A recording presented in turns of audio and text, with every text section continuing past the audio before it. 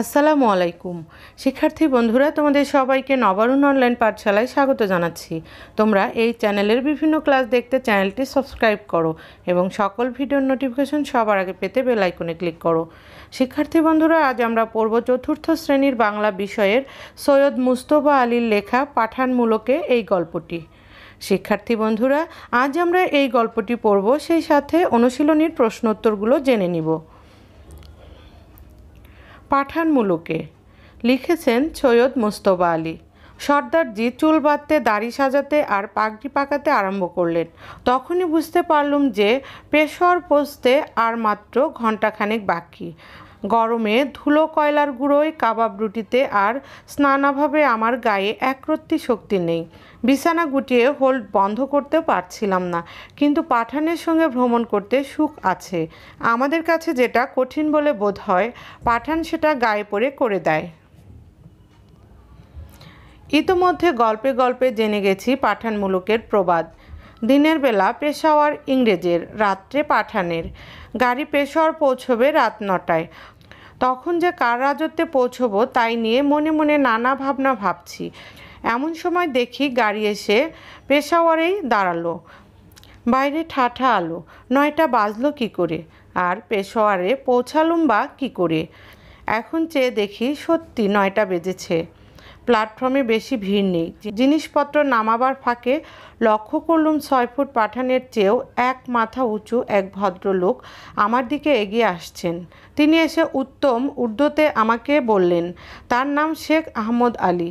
আমি নিজের নাম বলে এক হাত এগিয়ে দিলাম। তিনি তার দুহাতে সেটি লুফে নিয়ে দিলেন এক চাপ পরম উৎসাহে, গরম সম্বর্ধনায়। হঠাৎ আমাকে দুহাত দিয়ে জড়িয়ে খাস পাঠানি কায়দায় আলিঙ্গন করতে আরম্ভ করেছেন। সঙ্গে সঙ্গে তিনি ঊর্ধ্ব পশতুতে মিলিয়ে অনেক কথা বলছিলেন। তার অনুবাদ, ভালো আছেন তো, মঙ্গল তো, সব ঠিক তো, বেজায় ক্লান্ত হয়ে পড়েননি তো? আমি জি হ্যাঁ জি না করেই যাচ্ছি, আর ভাবছি গাড়িতে পাঠানদের কাছ থেকে তাদের আদব কায়দা কিছুটা শিখে নিলে ভালো করতাম। খানিকটা কোলে পিঠে, খানিকটা টেনে হিসড়ে তিনি আমাকে স্টেশনের বাইরে এনে একটা টাঙ্গায় বসালেন। আমি তখন শুধু ভাবছি, ভদ্রলোক আমাকে চেনেন না, জানেন না আমি বাঙালি, তিনি পাঠান, তবে যে এত সম্বর্ধনা করছেন তার মানে কি?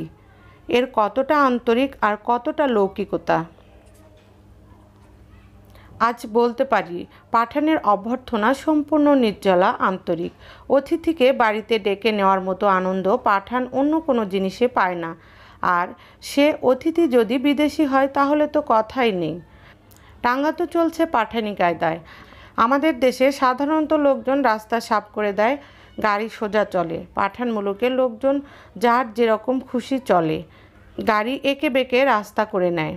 ঘণ্টা বাজানো, চিৎকার বৃথা। খাস পাঠান কখনো কারো জন্যে রাস্তা ছেড়ে দেয় না। সে স্বাধীন। রাস্তা ছেড়ে দিতে হলে তার স্বাধীনতা রইল কোথায়? কিন্তু ওই স্বাধীনতার দাম দিতেও সে কসুর করে না।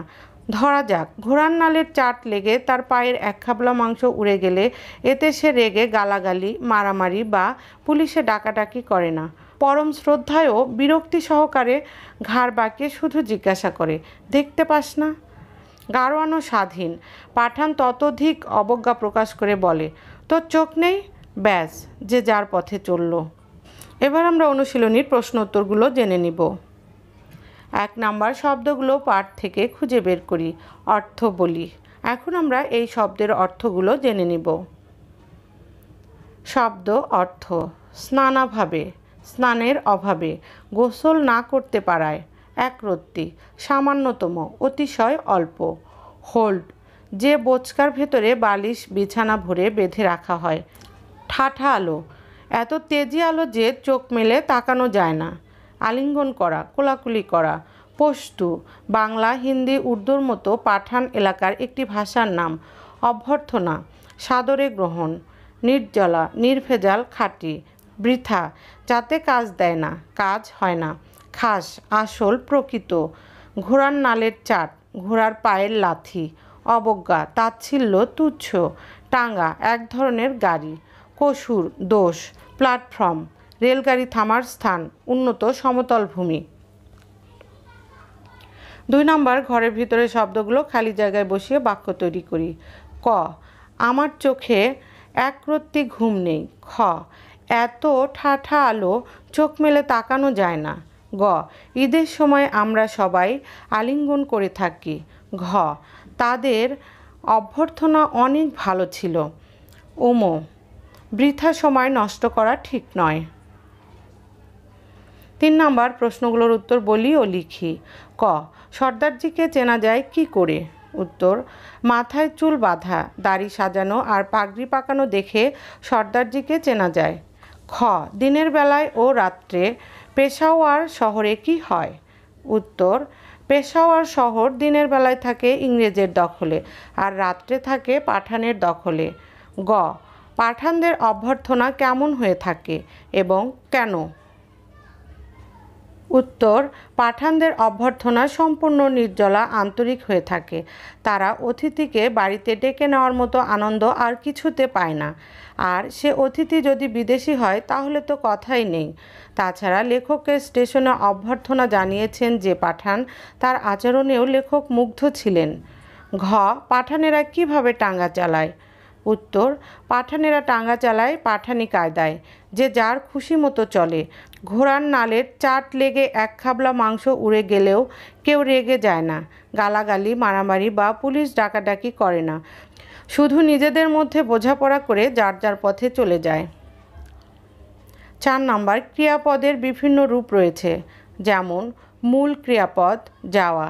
এই ক্রিয়াপদটি থেকে অনেক শব্দ হতে পারে, যেমন যাই, আমি বাড়ি যাই। যাব, আমি বিকেলে খেলা দেখতে যাব। গিয়েছি, আমি ওখানে গতকালও গিয়েছি। যেতাম, ছোটবেলায় আমি প্রায়ই মামাবাড়ি যেতাম। এখন নিচের ক্রিয়াপদগুলো দিয়ে একই রকমভাবে শব্দ ও বাক্য লিখি। আসা, খাওয়া, করা। শিক্ষার্থীরা, এখন আমরা এই 3টি ক্রিয়াপদ দিয়ে বাক্য লিখব। প্রথমে আসা। আসি, চলো আমরা সুন্দরবন ঘুরে আসি। আসবো, স্যার আমি কি শ্রেণীকক্ষে আসবো? এসেছি, আমি গতকাল মামাবাড়ি থেকে এসেছি। আসতাম, আমরা স্কুল থেকে একসাথে বাড়ি আসতাম। খাওয়া। খাই, আমি ভাত খাই, খাবো, আগামীকাল আমরা চাইনিজ খাবো। খেয়েছি, গতকাল আমি নিমন্ত্রণ খেয়েছি। খেতাম, ছোটবেলায় আমরা একসঙ্গে খেতাম। করা। করি, আমি প্রত্যহ পড়াশোনা করি। করব, গুরুজনদের আদেশ মান্য করব। করেছি, আমি গতকালও বাড়ির কাজ করেছি। করতাম, আমরা একসঙ্গে শ্রেণীকক্ষ পরিষ্কার করতাম। 5 নম্বর, বাক্য রচনা করি। ভ্রমণ। আমি নৌকা ভ্রমণ পছন্দ করি। পেশাওয়ার। দিনের বেলা পেশাওয়ার ইংরেজের, রাতে পাঠানের। ঠাঠা আলো। দুপুরের ঠাঠা আলোয় শরীর ঘামছে। সম্বর্ধনা। প্রধান শিক্ষককে আজ সম্বর্ধনা দেওয়া হবে। ডাকাডাকি। পাখির ডাকাডাকি আমার ভালো লাগে। অবজ্ঞা। কাউকে অবজ্ঞা করা উচিত নয়। 6 নম্বর, বিপরীত শব্দ লিখি এবং তা দিয়ে একটি করে বাক্য লিখি। আরম্ভ, শেষ। আজ আমার পরীক্ষা শেষ হলো। গরম, ঠান্ডা। শীতকালে প্রচুর ঠান্ডা লাগে। কঠিন, নরম। মা খুব নরম মনের মানুষ। ভিতর, বাহির। বৃষ্টি পড়ছে, এখন বাহিরে যেও না। দিন, রাত। ভাইয়া রাতে বাড়ি ফিরবে। দাঁড়ানো, বসা। সকলেই বসা রয়েছে। আলো, অন্ধকার।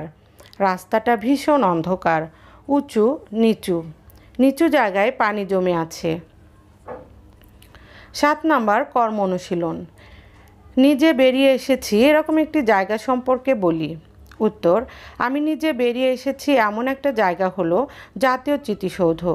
এটি ঢাকার উত্তর পশ্চিমে সাভারের নবীনগরে অবস্থিত। এটি ঢাকা থেকে 33 কিলোমিটার দূরে। এই বিশাল সৌন্দর্যমণ্ডিত স্তম্ভটি দাঁড়িয়ে আছে জাতির আত্মত্যাগের বিজয় গৌরব নিয়ে। এটি দাঁড়িয়ে আছে জাতির সাফল্যকে অনন্ত বন্ধনে আবদ্ধ করে। বাংলার স্বাধীনতা আন্দোলনের 7টি পর্যায়কে তাৎপর্যমণ্ডিত করে 7টি মিনারের মাধ্যমে স্মৃতিস্তম্ভটিকে গড়ে তোলা হয়েছে। প্রথমটি সূচিত হয় মহান ভাষা আন্দোলনের মধ্য দিয়ে। তারপর ধাপে ধাপে গণ অভ্যুত্থানের মাধ্যমে এগিয়ে মুক্তিযুদ্ধের মধ্য দিয়ে চূড়ান্ত বিজয় অর্জিত হয়। 150 ফুট উঁচু এ স্তম্ভটি স্মৃতিসৌধ প্রাঙ্গণের মূল কেন্দ্রবিন্দুতে অবস্থিত। এখানে অন্যান্য কাঠামো লাল ইটের তৈরি। এখানে একটি মনোরম বাগান রয়েছে এবং সঙ্গে রয়েছে একটি কৃত্রিম হ্রদ ও সাঁকো। এই সৌধটি যে কত নয়নাভিরাম তা নিজ চোখে না দেখলে বিশ্বাস করা যায় না। এখানে এসে দাঁড়ালে মনে পড়ে শহীদদের কথা, তাদের মহান আত্মত্যাগের কথা। এটি আমাদের জাতীয় জীবনে দেশপ্রেমের প্রেরণার উৎস। শিক্ষার্থীরা, তোমরা এই অনুশীলনীর প্রশ্নের উত্তরগুলো খুব ভালোভাবে পড়বে, তারপর লিখে নিবে। এবার আমরা লেখক পরিচিতি সম্পর্কে জানব। লেখক পরিচিতি। 1904 সালের 13 সেপ্টেম্বর সৈয়দ মুস্তফা আলী আসামের কাছাড় জেলার করিমগঞ্জে জন্মগ্রহণ করেন। তিনি বিশ্বভারতী থেকে স্নাতক ডিগ্রি লাভ করেন। পরে তিনি আলিগড় বিশ্ববিদ্যালয়ে অধ্যয়ন করেন। 1927 সালে তিনি আফগানিস্তানের শিক্ষা বিভাগের অধীনে কাবুল কৃষি বিজ্ঞান কলেজে ইংরেজি ও জার্মান ভাষার অধ্যাপক নিযুক্ত হন। কাবুল প্রবাসের বিচিত্র অভিজ্ঞতা বর্ণিত হয়েছে তার দেশে বিদেশে গ্রন্থে। 1974 সালে 11 ফেব্রুয়ারি তিনি ঢাকায় মৃত্যুবরণ করেন। শিক্ষার্থীরা, এখন তোমরা তোমাদের বাড়ির কাজগুলো লিখে নাও। 1 নাম্বার, গল্পটি 3 বার পড়বে। 2 নাম্বার, অনুশীলনীর সকল প্রশ্ন উত্তর খুব ভালোভাবে পড়ে লিখবে। শিক্ষার্থী বন্ধুরা, তোমাদের সবাইকে অসংখ্য ধন্যবাদ। এই ক্লাসটি যদি ভালো লাগে তবে তোমরা লাইক বাটনে ক্লিক করো এবং শেয়ার করে দাও। শিক্ষার্থীরা, তোমরা এই চ্যানেলের অন্য ক্লাসগুলো দেখার জন্য ডিসক্রিপশন বক্স চেক করো। তোমরা সকলে সুস্থ, সুন্দর ও নিরাপদ থাকো সেই প্রত্যাশা রাখছি। আল্লাহ হাফেজ।